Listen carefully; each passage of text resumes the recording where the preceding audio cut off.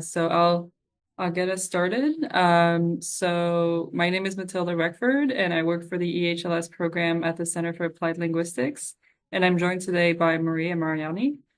Hi, everyone. Welcome. I am at Georgetown University. I am the program manager and the director of recruitment for the EHLS program. And we're joined by our special guest, Lenny Monastirski. Hello, I'm Lenny. I am EHLS Alumni 2021. Thank you for joining us. So we'll do a quick presentation and then we'll open it up for questions.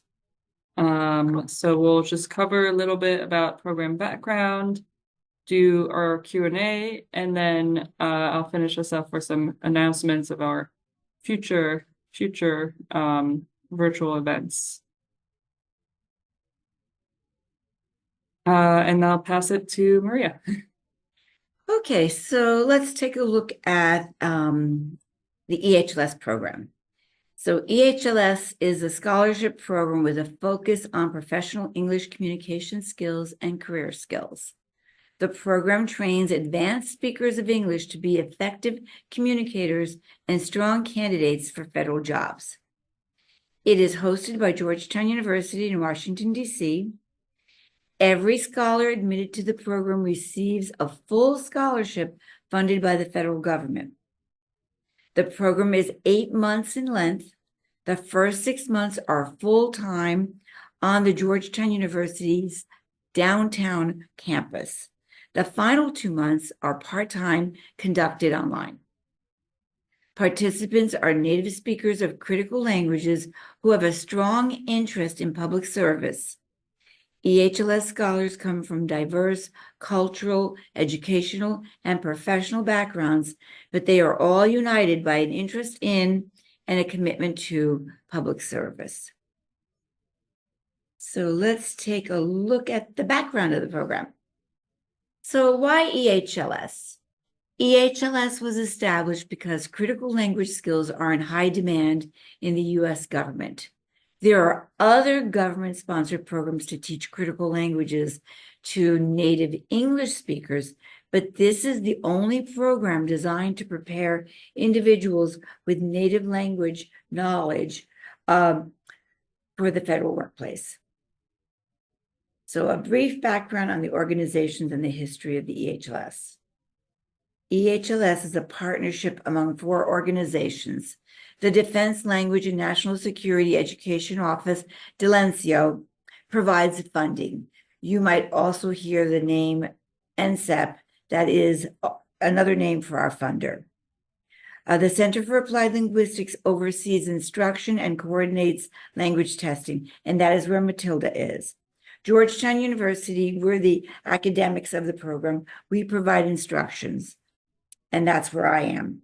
And the Institute for International Education oversees the application process, and that is where the application is submitted to, and that is where you would, if you have any questions about uploading transcripts or your reference letters, anything related to the application or difficulties with the application, that you would contact the Institute of International Education. EHLS started in 2006. 2025 will be our 20th year, and we are very excited about celebrating 2 decades of this marvelous program. Okay, so let's take a look at the benefits and the terms. The scholarship for the EHLS program are awarded through the Defense Language and National Security Education Office, DELENCIO, otherwise known as NCEP. Each scholarship provides full tuition and fees for the 8-month academic program, in addition to a living stipend, $3,600 per month during the first 6 months, and then $1,200 per month during the last 2 months. For scholars moving outside the DC area, EHLS can reimburse up to $1,000, but you must show your receipts. Other benefits: health insurance through the Georgetown University program, a certificate from Georgetown upon successful completion of the program, By the time you're finished with the EHLS program, you will have compiled a beautiful professional portfolio that includes a well-polished resume, writing samples, and U.S. government scale English and heritage language test scores, and a certificate from Georgetown that opens doors. Scholars must agree to the terms that we have outlined here: full-time attendance and successful completion of the academic program, an agreement not to work during the full-time portion of the academic program, and that's why we pay you $3,600 a month, because you cannot work, and an acceptance of a service requirement after completion of the academic program. So, okay, so let's take a look at the eligibility. Okay, here we go. So requirements, eligibility requirements. You must be a U.S. citizen at the time of the application. When you submit, you have to be a U.S. citizen. So you have to be a U.S. citizen by June 18th, which is our application deadline. You must be a native speaker of one of the languages listed, and you must have a professional level proficiency in that language. So you see, we have 9 languages this year. You must have advanced proficiency in English. Your proficiency in both English and your native language will be formally tested. You must have a college degree, that is at least a bachelor's. Many people have master's degrees, PhDs, but you must have at least a bachelor's degree. You must be able to use the internet, word processing, and PowerPoint. You must commit to full-time day program, January through June, in Washington, D.C. at Georgetown University's downtown campus. And that is, that 6-month period. And you must be willing to work for the federal government for 1 year in a position with national security responsibility, and it will be your responsibility to find that position. You will get a lot of help from us, but it's ultimately your job search.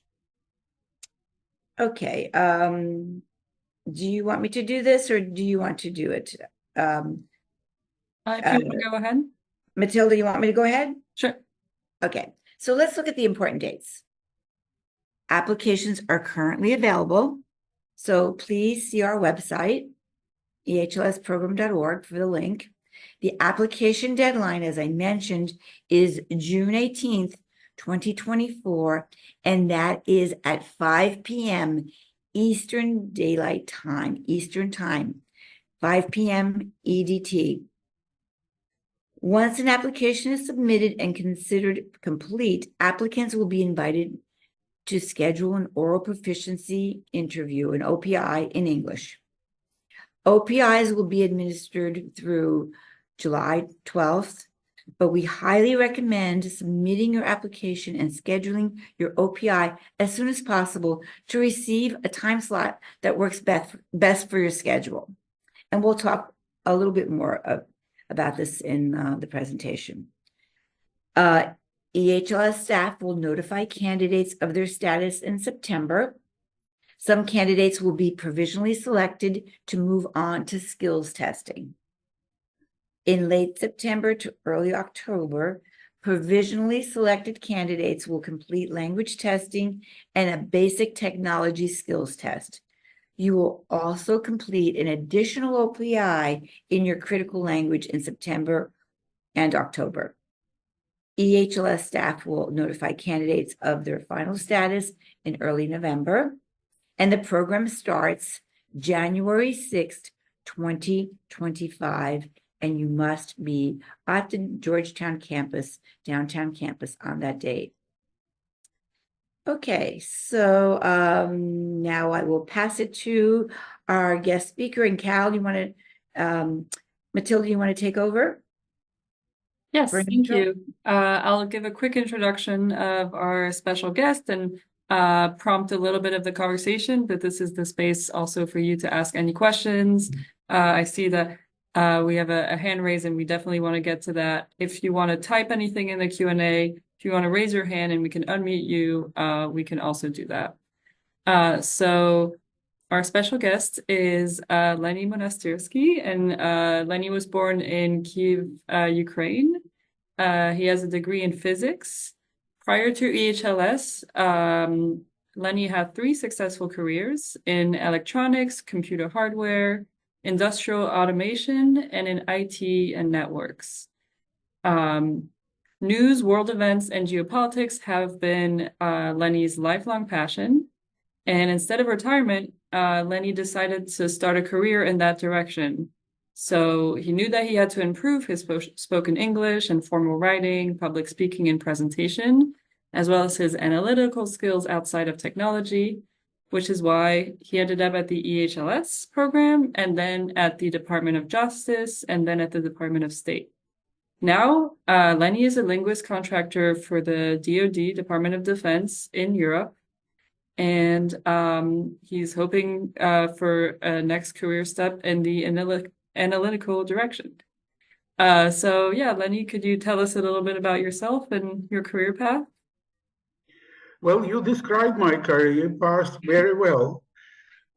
What else led me to the EHLS was that during the last 10, 15 years of my technology career, I started to volunteering and moonlighting on the side, doing language work, translations, interpretations, editing, that sort of thing, testing localized software.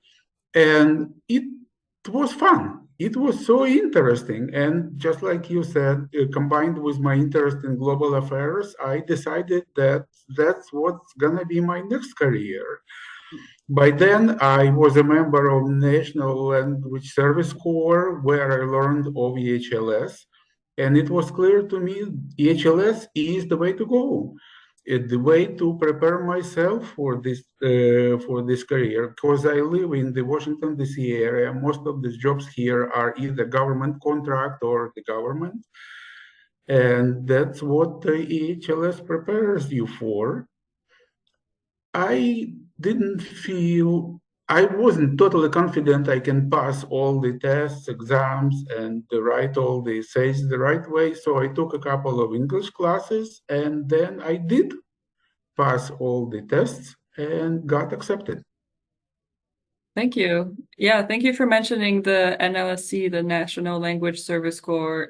We definitely encourage our listeners to check them out, because NLSCs make for great applicants into our program, and it's a really great place to network and do professional development, and you get to go on missions, basically language related missions through the NLSC. So it's a very exciting professional affiliation that you could explore. Yeah, and then can you tell us a little bit about your overall experience being an EHLS scholar? Well, at first it felt a little bit overwhelming. During the first months, it took me an effort to adjust my lifestyle, adapt to the amount and intensity and tempo of work. And when I was done with all these adjustments and adaptations, I realized it's fun. It's a great fun learning everything that's being taught in the program and meeting the other scholars. They're very interesting people, and we still maintain pretty close contact, and we are aware of each other's careers, help each other. We became a team within the first months approximately, and we still are a team. And yeah, sometimes I did have to work late in the night, and maybe more than once, especially when the OSAP project started. But it's manageable. It is certainly manageable, and it's interesting. You feel the progress, you see the progress, you experience it, and you just advance and advance and advance, and you see all the effort, all the hard work that goes into it. It brings results, tangible results. Thank you. Yeah, and thank you for mentioning the importance of just meeting with the cohort and how valuable those relationships are throughout the program and then afterwards in everyone's careers. We hear that a lot from alumni, and it's really a strength of the program. And then you mentioned the OSAP, so I was wondering if maybe you could tell us a little bit about your experience with the open source analysis project. Well, initially, everyone, no exception, feel all overwhelmed and a little bit lost. They don't know what to grab, what to start, which direction to go. But when the dust settles a little bit, you realize, okay, so let's focus on what exactly I need to do. My topic was extremely broad, and it was a topic for, I wouldn't say even a dissertation, I would say a career. So I started working with my mentor. I had a great mentor.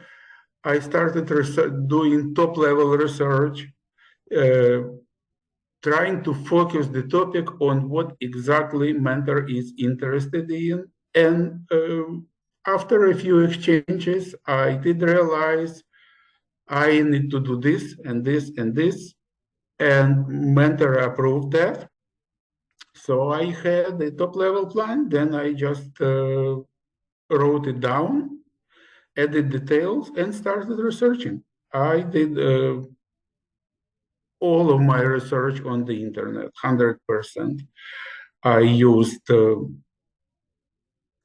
mass media, I used social media, I used just about everything what you find. Google, of course, a lot, and communicated with my mentor often. And yeah, it was a lot of work, and it did feel pretty overwhelming. Initially, I did feel lost, but that went away pretty quickly. And then it was just work, more work, more work. And then you look at it and you say, oh, this looks like a product. It's not perfect, it's not polished, so it will take more work, but you already see the end result. And that was my experience. And by the end of it, I was pretty well versed in my topic, I would say. And just about everyone in my cohort. And when we presented it, it was so interesting to listen to what the other people found out. Topics were great, and they did a great job. And actually, most of them didn't expect they're gonna do so well, but they did. That's it. Yeah.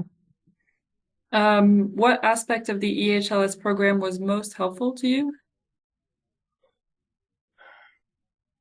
Again, speaking of the top level results, it's boost to my self-esteem. It's that simple. I felt I can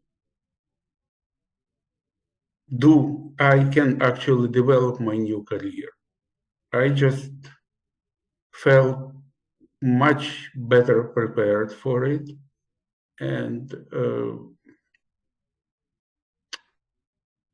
that was the really important thing. What else? Stepping down one step, that would be writing, and more specifically, thinking of what you're gonna write, how you're gonna write it, the bluff, the overall format, then the formats of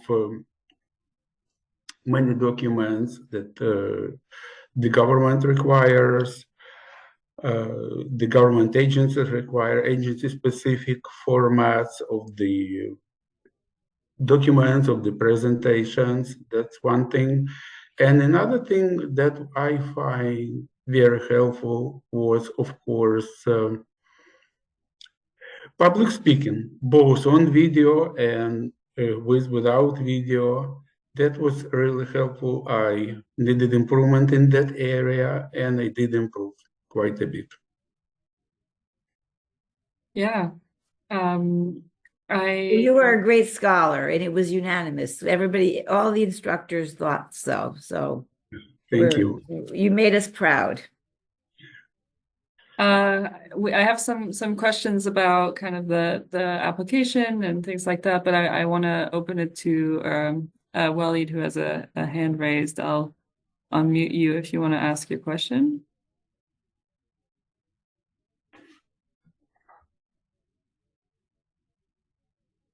He's still You muted, can. yeah. Oh, okay, sure.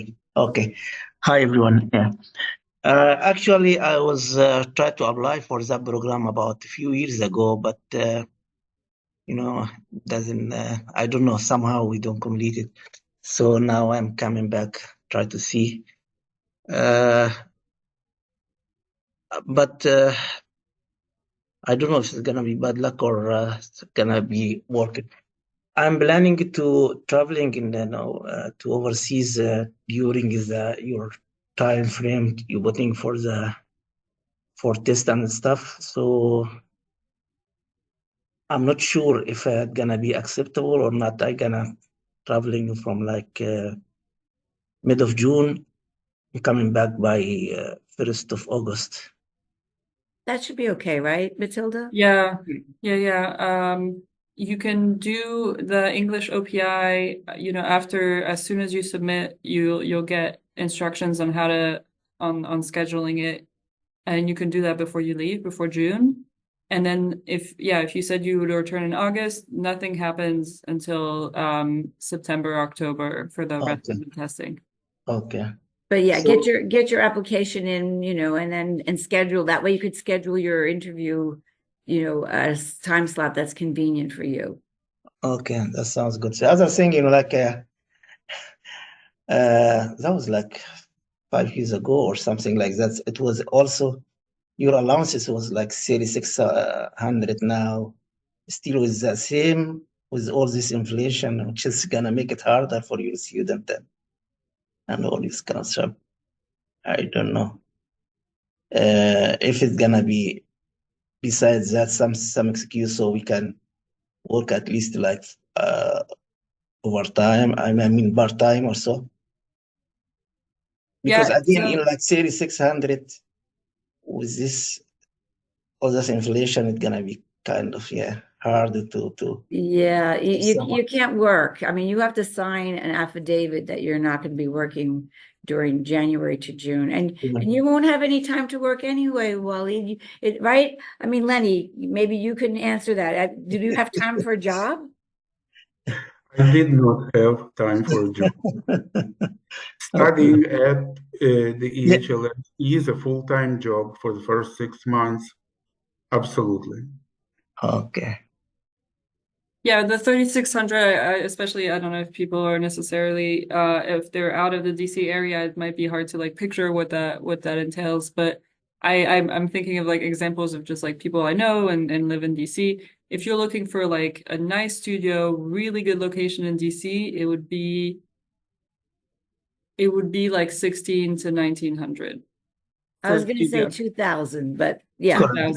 Yeah, about 2,000 now, but all with all this inflation, it's not easy. Yeah, it's not. Yeah. I think people can make it work. I think it's about finding a place to live that would allow you to have enough money to spend on, yes, cost of living that has increased, but it's kind of trying to do the math on that. Okay. That's all I have. Thank you. Thanks. And we do give you you'll have health insurance, so. Yeah, but still we have family and stuff. Yeah, so we have to take care of everything. Yeah. Mm-hmm. Yeah. Thank you. Yeah, I wanted to ask Lenny about any tips you might have for your applications and your experience applying to the program. Well, when I learned about the requirements, I realized I need to improve my English in a couple of narrowly defined areas. So I took total of about 3 or 4 months classes, twice a week, thrice a week for a couple of hours.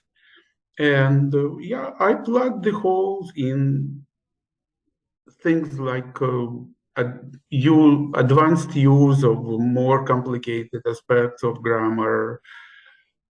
Uh, and that was pretty much it. I've been to the US, in the US, by the time of application for close to 30 years. So I felt my English is good enough overall, but I still had a little bit of difficulties with more advanced aspects, as I said, both speaking and writing. So I took those classes, not long, not very serious, in-depth classes, but only narrowly focused classes that addressed my personal issues. And that was it. And then I just dove into it without fear, which is what I suggest. Don't be afraid. It's doable. If I manage to do it at 60 plus years, being 60 plus years old, then you are presumably significantly younger. Your college experience is not nearly as distant as mine. It's doable for you if it was doable for me. Thank you. Yeah, any other aspects of the application besides the testing? Do you have any tips on the essays or the references that you might have used?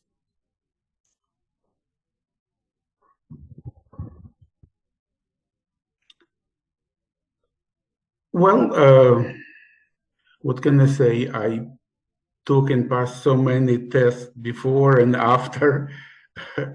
it's uh, it's almost hard to me to talk about it because I'm doing this on the autopilot now. Again, you have a degree. You're all experienced professionals.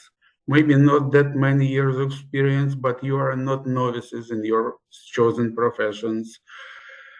Uh, be confident in yourself. Don't worry all that much. You know your worth, and it's significant. And just go do it. What can I say? Definitely. Yeah, Good. we had alumni say it's where you should show off. And yeah, if you know your worth, like you're saying, just show it off in your essays. Very much. If you feel you need to take a short course in how to write a short essay on just about any topic, um, then please do it. There are courses, free courses on YouTube. There are other courses on the internet. There are some courses in person. In person, maybe in your local community college. In just a few weeks, you can boost your confidence level and get much better prepared for both spoken test and written test. That's a good suggestion. That's great, Lenny. Yeah. That's what I did, and it did help me. Yeah, you mentioned experience. I had a question. I don't know, Maria, if maybe you have insights on this too. Someone was asking me how far they should go in their resume. What do you have any advice on that? How about I answer and then I'll let Lenny answer. So we always say like it should be like a page and a half, maximum 2 pages, and you shouldn't really go back further than 10 years. But if you have something that you've done that was further back than 10 years that you are absolutely proud of, and you think that it's really something that you want to let us know about, then go ahead and put that in. Yeah, that's good advice. Well, what I can add is that my current resume is 1.5 page long. I started a new career, so I condensed all of my 40 years of technology experience into half a page. And I detailed my language experience during those years and my recent experience as much as I possibly could on the remaining single page. And I think that's the way to go. Yeah, that's really good advice, honestly.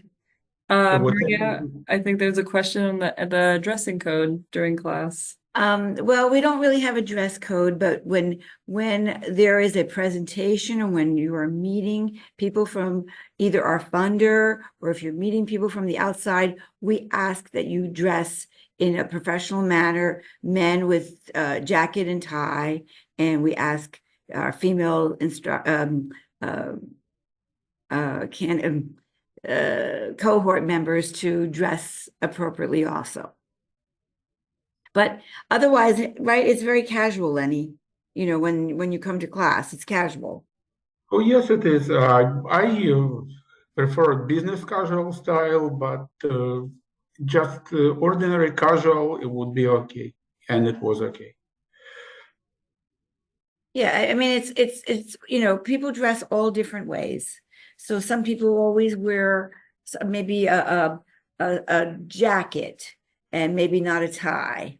Other people, you know, are in I mean, no one is sloppy. Everyone is, you know, neatly dressed, but maybe more casual than with a suit, a coat jacket. But it's completely up to you. Of course, Unless you're meeting outside folks.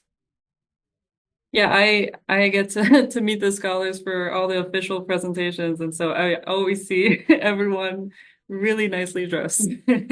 Like the way that Lenny is dressed right now, that would be absolutely appropriate. Yeah, Lenny, I'm curious. We often have questions on, you know, what types of careers our alumni get after the program, and so I think it's good to have the opportunity to speak to alumni, also to see to kind of share what those types of jobs look like, and if that's something that some of our listeners might think, oh, I would willing to do that. So yeah, I don't know if you could speak a little bit to the types of job opportunities that were open to you as an alumni, and maybe how EHLS helped you secure those positions. After the EHLS, like I said, I started an entirely new career, and my goal was to use what I've learned at the EHLS and to use the languages I speak. That's the jobs I targeted. Accordingly, I modified my resume for every position I found that fits this description in general. And my first job that I got after the EHLS happened to be a paralegal for contractor for the Department of Justice. That was a good job, very interesting, and that was perfect for first step, and it looked good on my resume. And then my next job was for the Department of State. And for that job, the fact that I graduated from the EHLS did actually matter. And also it was a multifaceted job. It included languages and it included some of my skills that I learned during my previous career, some technology skills as well. And it was also a great job. But then I found this job that I'm doing right now, and it's pretty much 100% language jobs. I'm doing interpretation, translation. I'm doing some significant amount of writing and editing, and that's when those formats for government documents and the bluff principle, they come handy. I use those pretty often, if not every day, then almost every day. So what you learned in EHLS in the writing class, the bluff, right? Is what you Absolutely. use, yeah. That's exactly what I mean. And sometimes I have to do some speaking, and that also helps. Okay, there is this question in the chat. Lenny, please tell more about your Friday meetings with the federal agencies. Well,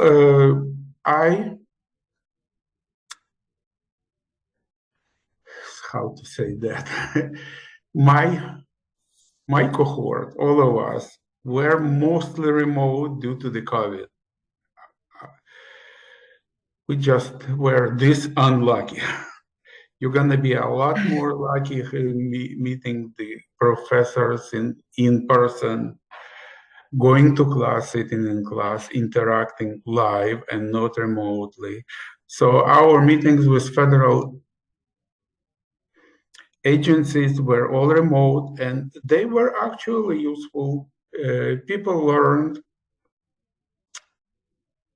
about us, and we learned about the government agencies, the types of jobs of these agencies, the names and emails. We all wrote it down, and when the time came to apply for the jobs, we searched the agency's website, we searched other websites, and when we found the job, often we applied through those websites, and often enough, we also contacted those people we met on Fridays directly. And I know for many of my cohort members, it worked. Another thing is, it was sort of kind of preparation for the job interviews just as well. Especially for the part, which is very important, when you ask questions, not when you are asked questions. Asking questions at the interviews is critical, I would say. Asking good questions, thoughtful questions, is an opportunity to show yourself, to present yourself the way you see yourself, to do your best in that respect. And those Friday meetings were the opportunity to rehearse that, ask questions. Yeah, that's a great aspect of the Friday meetings, and what you mentioned with the emails. I think that's also very valuable because networking is a skill, and yeah, it's good to be able to practice and have actual people to network with. Let's see. If I'm not accepted into EHLS, are there other language courses offered at Georgetown that are equivalent to EHLS but not free? Well, I can take that. Not at the same level as what EHLS offers. So we have, of course, EFL or ESL courses, and but nothing that is as in-depth and professional level English as EHLS that I know of. Yeah, I often advise for applicants who are not sure if they're going to get in, definitely look into NLSC because that's a really good way to get your foot in the door with government careers and meeting other language professionals. And that's where you might hear about other language courses as well and opportunities. And then try next year. We often want to encourage people that there's 18 spots for the scholarship every year, but we have more than 18 people that are qualified and wonderful applicants that would be very qualified to get in every year. It's just the nature of the competition every year, but yeah, your chances of getting in are on second or third try could be high. We have someone in this cohort that this was his 5th try. Yep. And, and Lenny was talking about, his cohort. Actually, your cohort was kind of luckier than the one that followed your cohort, because at least you guys started in person, right? Lenny, you started in person. And then what was it? Was it March 10th? Everybody went to, online. Yeah, sometime in March. That was When everyone something. started thinking, okay, it's time, we close up shop. And yeah, that was sort of frustrating, but you're gonna be so much luckier than we were. Yeah, any other questions? Please feel free to raise your hand or type it in the Q&A.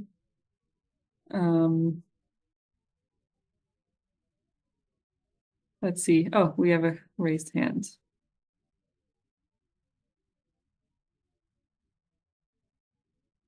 Hi, thank you for presentation and this good information. Hi, thank you for presentation and this good information. Sorry, I'm driving. Don't worry, I have a we can hear question. you. Yes, is any age limit, like minimum age requirement 18, but how about maximum age requirement?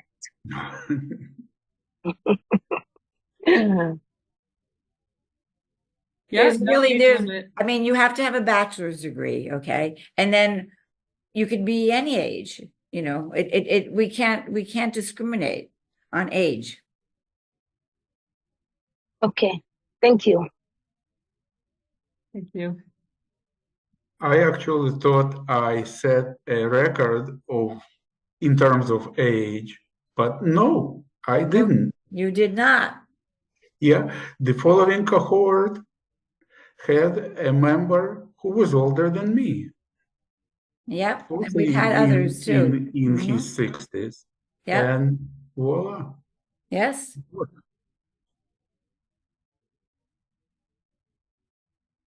Yeah, and age doesn't determine the amount of growth, like you were saying, just how much you're able to grow through the program.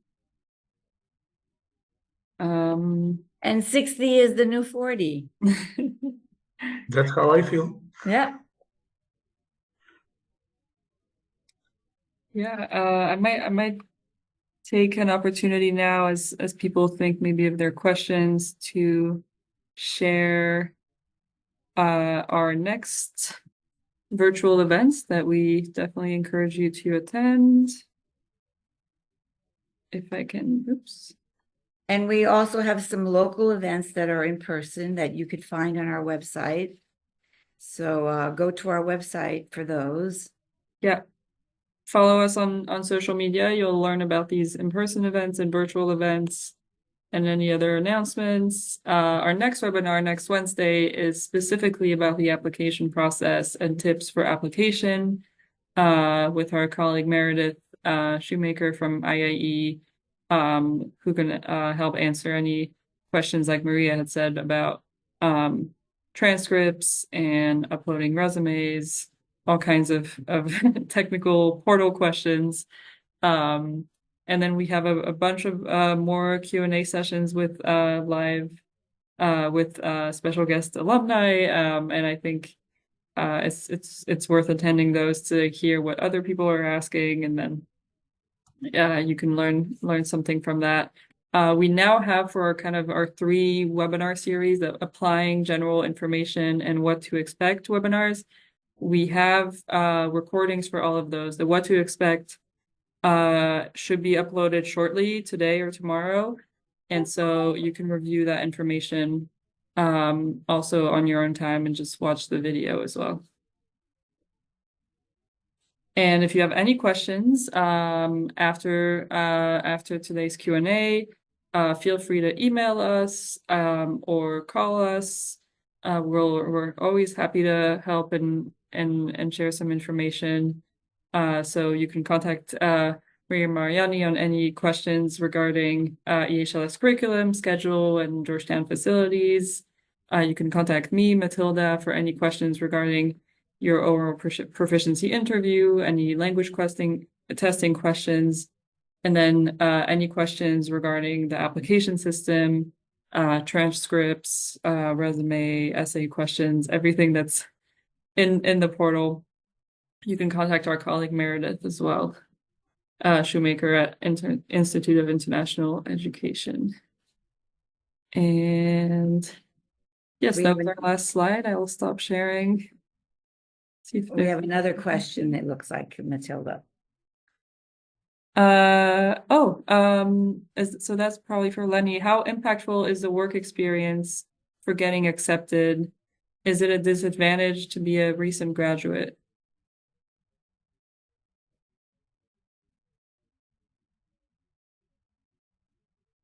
Well, I wasn't a recent graduate, so I couldn't quite speak for that. My work experience was in fact impactful in terms of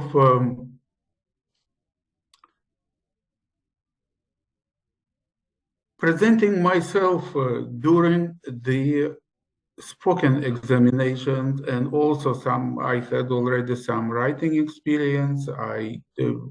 During my tech career, I had to do presentations before all kinds of audience and also write some technical reports and the technical documentation that of course prepared me for the entry exams. But as far as being a recent graduate, I would say your habit of learning, of studying, of preparing materials to be presented in class is fresh. And all that would be definitely an advantage as compared to me who spent 40 years in workforce and then got into the EHLS. I had to relearn learning skills. That's a good point. A big portion of the program, like we mentioned with the OSAP, is research. So yeah, you can definitely showcase all the research skills that you're having from being a recent graduate. And yeah, in terms of is there advantage, disadvantage, those types of questions, the selection criteria is how everyone gets, into the program. And so they're the same for everyone. And this is on our website, you can check the selection criteria. They include showing that you're motivated for making a career out of federal work. And that's also what will help you with your application, I would say. And also, if you are a recent graduate, you might use one of those because we're asking for 2 reference letters. Maybe you would ask a professor that you really liked and that liked you, write your reference letter. And also, if you were a good student, you might opt for a course by course transcript that shows your grades. Because I remember when I was on the selection committee, which I am no longer on, I used to look at the course by course and say, wow, this person was a great student. Look at all A's. This means that they're going to be a great student when they come to us. So those are just things to think about. And also, if you're a recent graduate, your test-taking skills are fresh, correct? There you go. Mm-hmm. That's your advantage as far as getting accepted. Mm-hmm. I'm wondering, Fatma, maybe I can unmute you again. I don't know if you have a follow-up question.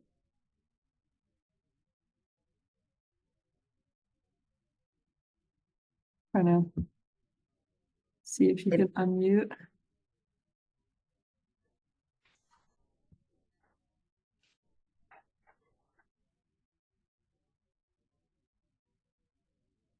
Okay, I don't know if the unmuting is working right now. I think I'm okay. Oh, no more question? No question. Thank you. No more question, you said. Okay, sorry. Thank you. Yeah, and Lenny put in the chat, go for it. So yes, Yeah. that's definitely what we want you to leave this Q&A with. Yeah, I think we might be ready to finish off and let you enjoy the rest of everyone's afternoons. Any final words, Maria, Lenny? Thank you to our guest speaker, Lenny, for being here with us. We really appreciate all your thoughtfulness and insight and all the tips that you've given us. Thank you so much. And best wishes, Welcome. and stay in touch with us. Absolutely. Thank you, Lenny. We really appreciate it. And thank you everyone for joining us. And yeah, we hope to see you on our any next webinar or in-person event. Have a great rest of your day. Thank you. Bye-bye.